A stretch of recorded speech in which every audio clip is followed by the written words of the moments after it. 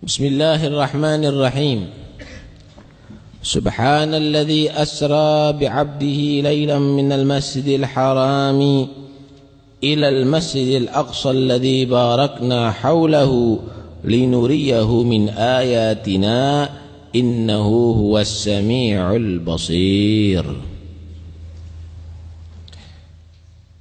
Subhanalladzi asra bi'abdihi. Subhan masdar ini adalah asalnya usabbihu subhana, kalimat untuk menyucikan, mensucikan Allah, kalimat untuk memuji Allah subhanahu wa ta'ala. Allah mengawali dengan subhanalladzi asra, maha suci Allah dari segala sifat yang tidak layak bagi Allah. Alladzi asra, Allah yang telah asra, memperjalankan di malam hari. Sara yasri, pergi di malam hari. Asra yusri, menjadikan orang itu pergi di malam hari. Maha suci Allah yang telah memberangkatkan bi'abdihi, di waktu malam, bi'abdihi, terhadap hambanya, yaitu Nabi Muhammad sallallahu alaihi wasallam. Allah tidak menyebut dengan binabiyihi, dengan nabinya Muhammad, dan juga Allah tidak menyebut birasulihi, dengan rasulnya Muhammad. Tapi Allah subhanahu wa ta'ala menyebut dengan bi'abdihi, dengan hambanya Nabi Muhammad. Kenapa demikian? Karena dikatakan wasful ubudiyah akhassul awsafi wa ashrafuha. Sifat kehambaan daripada hamba Allah itu adalah yang paling mulia daripada segala sifat.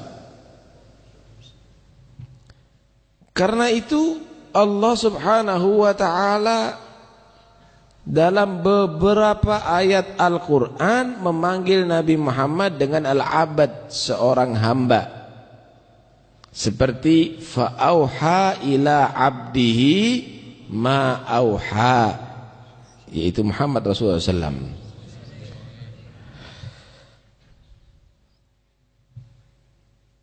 Orang kalau merasa jadi hamba Allah, berarti enggak mungkin akan maksiat kepada Allah.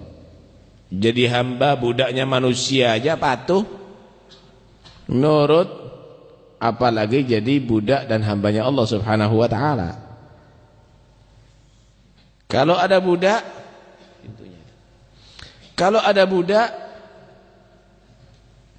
kita punya budak misalnya, kok enggak nurut?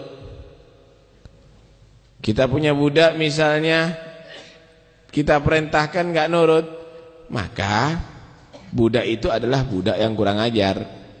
Ya tentunya kita akan membenci itu budak, kita jual atau kita berikan kepada yang lainnya. Enggak mungkin akan kita cintai.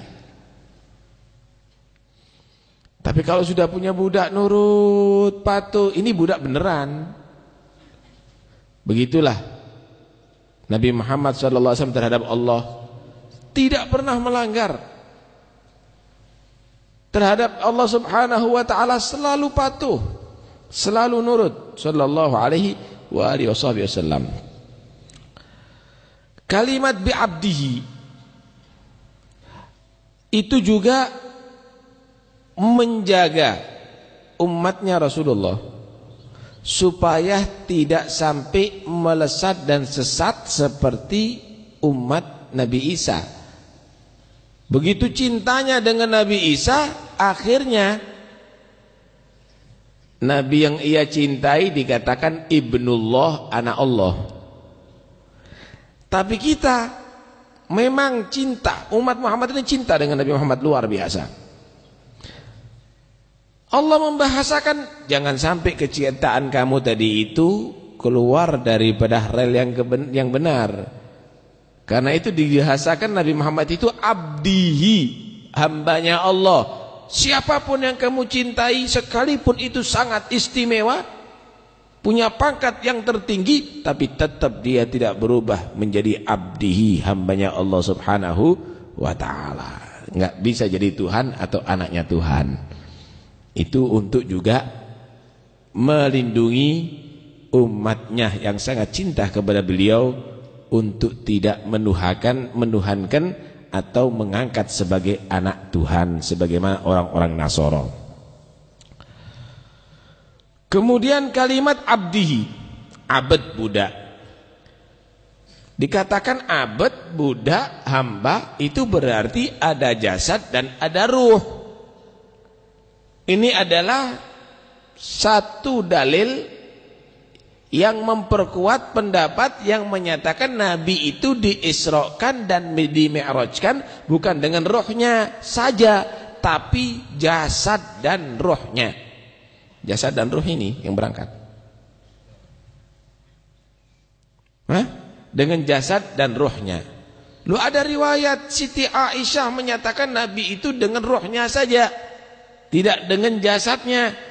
Dikatakan Siti Aisyah waktu kejadian Isra dan Mi'raj masih kecil. Umurnya masih kecil, nggak tahu. Dan bukan ada bersama Nabi, masih bersama keluarganya Sayyidina Abu Bakar As-Siddiq. Karena itu tidak bisa dibuat hujjah. Karena ketika Siti Aisyah menerangkan itu, beliau masih kecil. Apalagi banyak keterangan-keterangan yang memperkuat, yang memperkokoh Nabi itu diisrakan dan dimi'rajkan jasad dan rohnya bersama-sama. Sallallahu alaihi wasallam. Subhanalladzi asra bi'abdihi lailan. Lailan ini pakai nakirah, isim nakirah. Tidak dikatakan al-laila.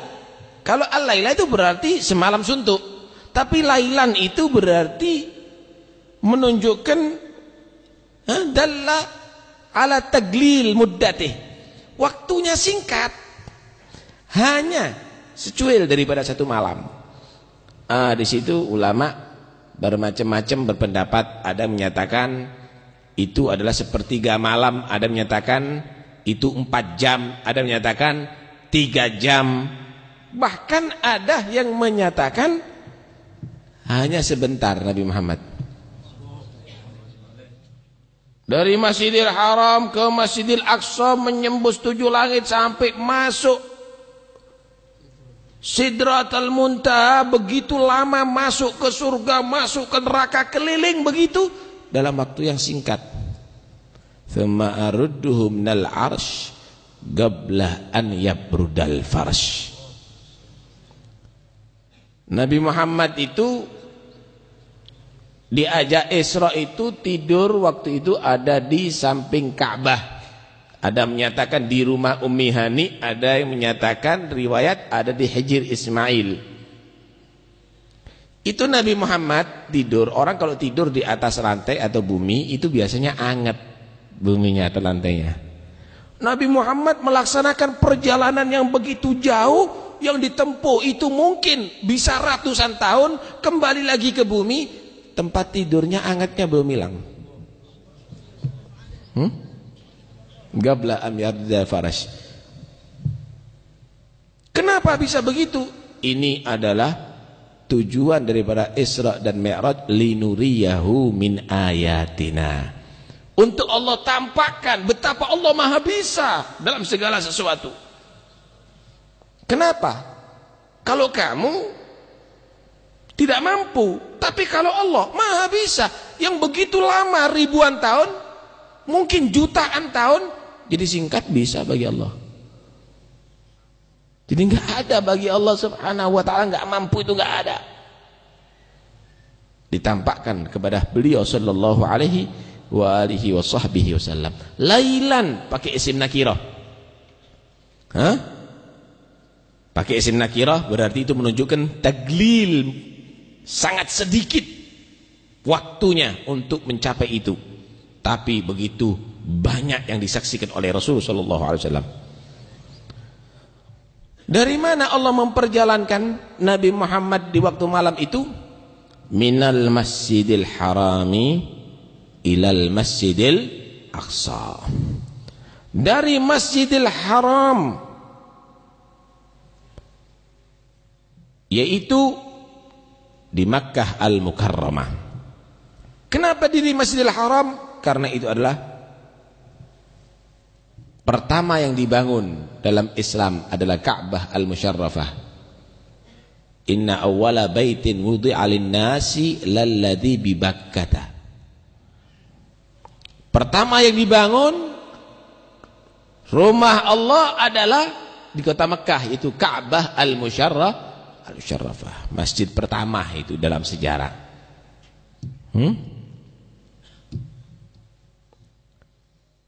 Ilal Masjidil Aqsa, ke Masjid Al-Aqsa, masjid yang jauh, yaitu masjid yang ada di kota Palestina.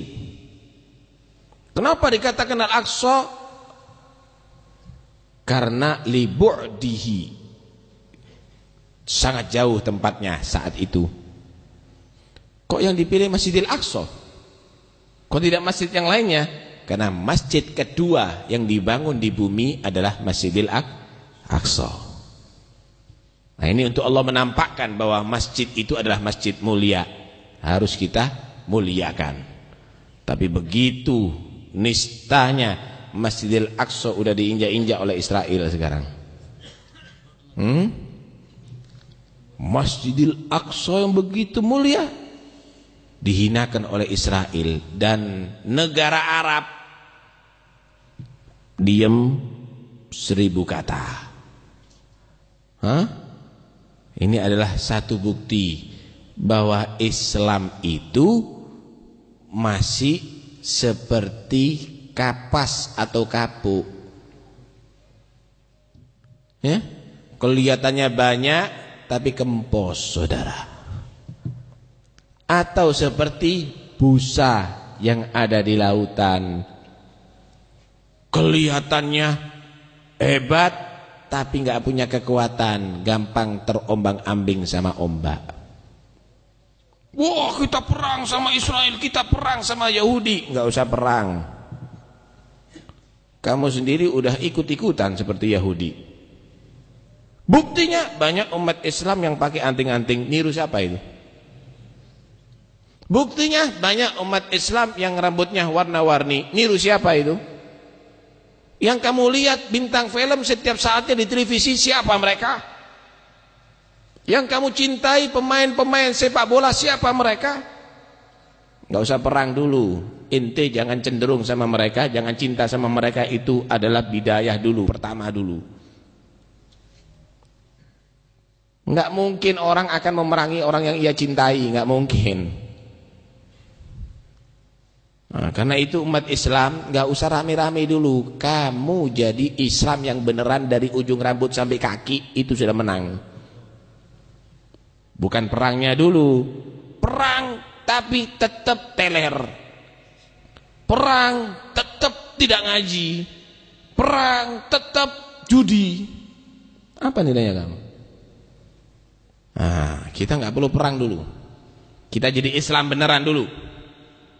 Balik ke pembahasan. Nabi diisrakan dari Masjidil Haram ilal Masjidil Aqsa, ke Masjidil Aqsa. Ini adalah satu gambaran. Pergi itu dari tempat yang baik ke tempat yang baik. Jangan pergi itu ke tempat yang gak ada manfaatnya. Mau kemana? Ke pantai. Mau apa ini? Mau kemana? Kebun binatang, jadi binatang. Mau kemana? minal masjidil haram ilal masjidil aqsa alladzi barakna haulahu, yang telah aku berkati sekitar Masjidil Aqsa. Allah berikan berkah. Berkah apa? Ada zahir, ada batin. Kalau berkah zahir, banyak buah-buahan hasil dari sana. Air juga makmur ada di sana. Sungai-sungai mengalir, enggak seperti negara Arab yang lainnya. Selain itu, di sana adalah banyak para nabi yang dulu hidup ada di sana. Orang-orang soleh banyak ada di sana. Berkah banyak ada di mana-mana. Makam Nabi Musa ada di sana, makam Nabi Yusha bin Nun ada di sana, makam Nabi Syuaib ada di sana, Ashabul Kahfi di sekitar situ, dekat semuanya. Gunung Ashabul Kahfi juga di situ, saya pernah ziarah itu sebenarnya. Banyak berkah ada di sana. Kenapa? Tempat-tempat orang soleh, yang tanah yang pernah diinjak oleh orang yang soleh, bahkan para nabi. Alladzi barakna haulahu. Ya, nggak mungkin ada berkah kalau memang nggak ada orang yang soleh ya. Wah, di situ makmur, bagus. Cuma di mana? Jepang. Bukan berkah itu. Kenapa di Masjidil Aqsa sekitarnya dikatakan berkah? Karena di situ bukan hanya buah-buahannya, tapi di situ karena bekas orang-orang yang soleh, bahkan para nabi banyak ada di sana. Hah?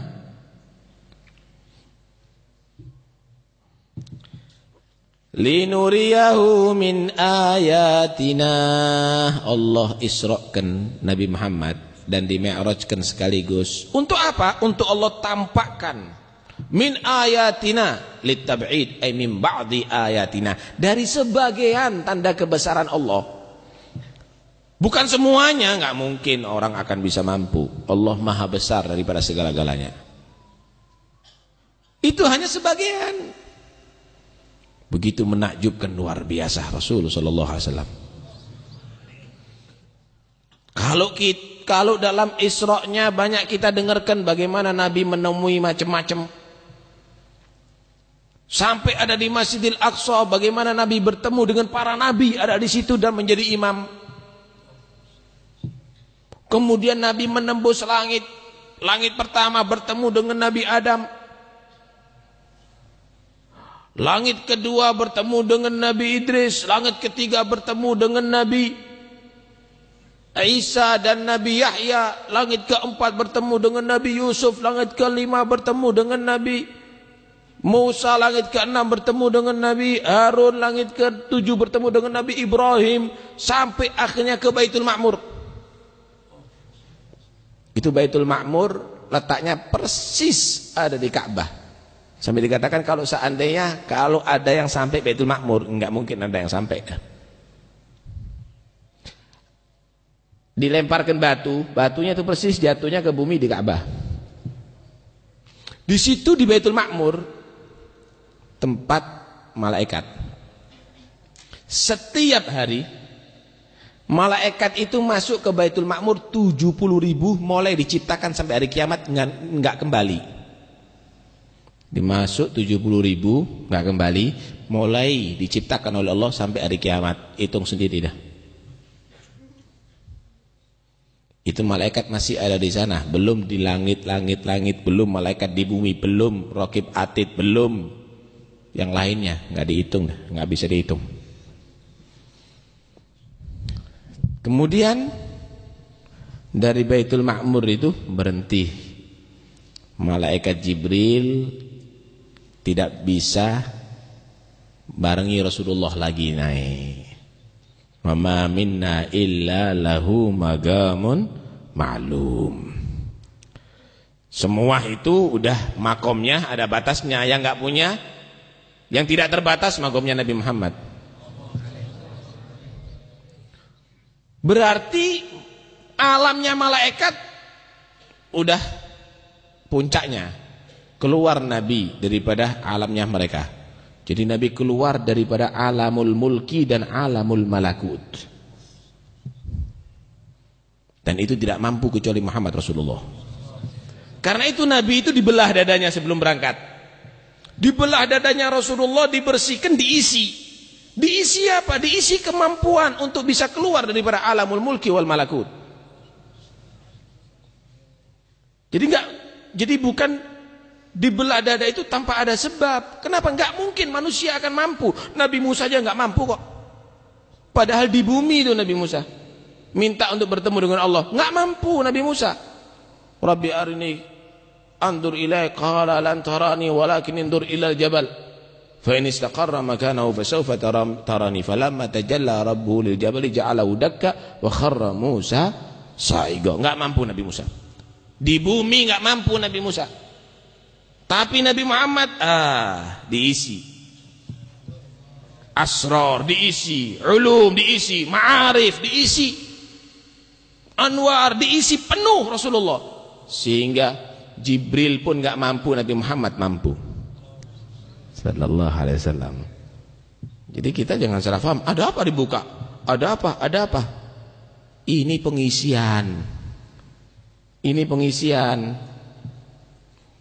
Jadi dirubah kemampuan manusia, dirubah bisa mampu seperti malaikat, bahkan dirubah bisa mampu melebihi malaikat. Itulah Muhammad Rasulullah sallallahu alaihi wasallam. Berangkat sampai akhirnya bertemu dengan Allah, mendapatkan sholat pertama 50 waktu. Saya singkat-singkat. Turun sampai kepada Nabi Musa. Nabi Musa bertanya, kenapa 50? Apa yang kamu dapatkan ya Allah? Ya wahai Muhammad, dari Allah 50 sholat dalam satu hari satu malam. Nggak mungkin, umatku ini lebih kuat loh, lebih dempal umatku ini. Lebih kototnya lebih kuat. Nggak mampu, minta keringanan, minta lagi, diringankan 5, turun lagi, minta lagi. Sebagian orang menganggap ini permainan apa? Kok Nabi mondar mandir? Ini orang nggak paham. Kok Nabi Musa sih yang negur Nabi Muhammad? Apakah lebih afdal? Bukan lebih afdal. Anda nggak tahu apa yang dirasakan oleh Nabi Musa. Nabi Musa itu adalah Nabi yang betul-betul iri. Iri bukan iri jelek ya. Pingin dengan Nabi Muhammad itu. Iri dengan makomnya Nabi Muhammad. Bahkan Nabi Musa itu pernah berharap untuk jadi umatnya Nabi Muhammad. Karena itu Nabi Musa itu kalau kelihatan Nabi Muhammad itu tuh kagumnya luar biasa. Ketika turun dari Hadratullah, Nabi Muhammad itu bertemu dengan Allah, ketemu dengan Nabi Musa. Dan itu pernah diminta oleh Nabi Musa, Rabbi arini andur ilaik. Nabi Musa pernah minta untuk melihat Allah, untuk bertemu dengan Allah. Nabi Musa melihat ada pada tubuh Nabi itu satu hal yang lain sebelum dia bertemu dengan setelah bertemu. Karena itu Nabi Musa itu no, nggak ketemu langsung, ketemu dengan orang yang pernah ketemu. Paham ya?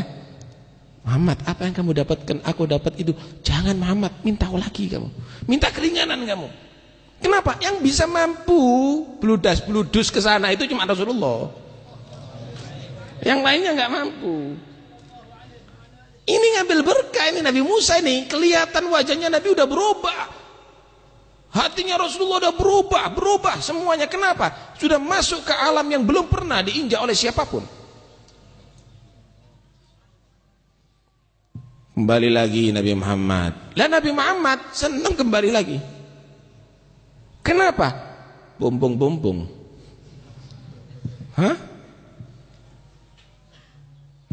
Kembali Nabi Muhammad. Turun lagi. Melihat Nabi Musa yang kedua lebih dahsyat daripada yang pertama. Ditegur, apa yang kamu dapatkan? Diturunkan 5 wahai Musa.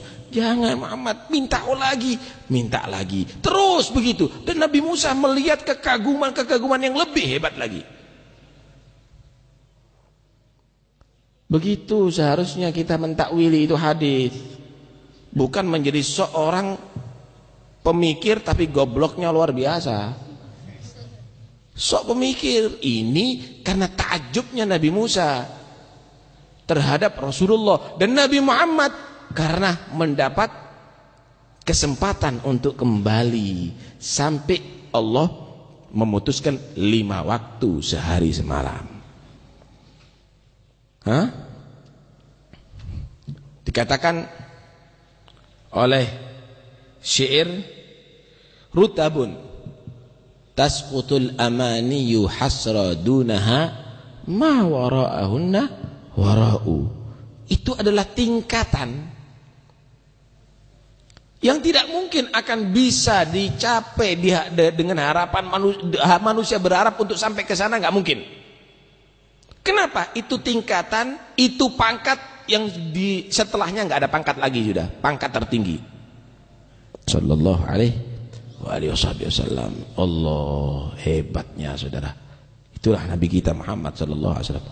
Linuriyahu min ayatina innahu huwas sami'ul basir. Sesungguhnya Allah itu as-sami', maha mendengar dengan apa yang kamu ucapkan. Al-basir, maha mengetahui, maha melihat dari keadaan kamu dan perbuatan kamu. Kebanyakan ahli tafsir menyatakan huwa itu dhamirnya kembali kepada Allah. Tapi ada sebagian ahli tafsir menyatakan huwa itu kepada Nabi Muhammad. Innahu, sesungguhnya dia Muhammad as-sami', hebat pendengarannya. Kenapa? Langsung dapat mendengarkan kalam Allah. Al-basir, hebat pandangannya. Kenapa? Langsung dapat bertemu dengan Allah. Wa jama'a baina ru'yatihi wa kalamihi. Kalau Nabi Musa mendapatkan bisa mendengarkan kalam Allah, wa kallamallahu Musa taklimah, tapi tidak mendapatkan ru'yatullah, tapi Nabi Muhammad dapat mendengar kalam Allah dan ru'yah kepada Allah Subhanahu wa ta'ala. Innahu huwas sami'ul basir. Sesungguhnya dia itu Muhammad adalah as-sami', hebat pendengarannya, al-basir, dan hebat pandangannya. Sallallahu alaihi wasallam. Begitulah hadirin, ayat ini adalah hebat sekali. Kejadian itu, malam itu adalah malam yang paling istimewa bagi Rasulullah. Malam Isra dan Mi'raj, malam yang paling istimewa. Malam yang paling istimewa bagi umatnya Nabi Muhammad adalah malam Lailatul Qadar. Karena di situ dengan amalan sedikit mendapatkan pahala yang begitu besar. Tapi malam yang paling istimewa khusus pada diri Rasulullah adalah malam Isra dan Mi'raj. Karena malam itu Nabi Muhammad menjadi tamu khusus Allah Subhanahu wa ta'ala. Sallallahu alaihi wasallam. Mudah-mudahan insyaallah keterangan Isra dan Mi'raj ini akan menjadikan kita lebih mahabbah kepada Nabi Muhammad, lebih merasa terketuk untuk bisa mengikuti jejak Rasulullah sallallahu alaihi wasallam.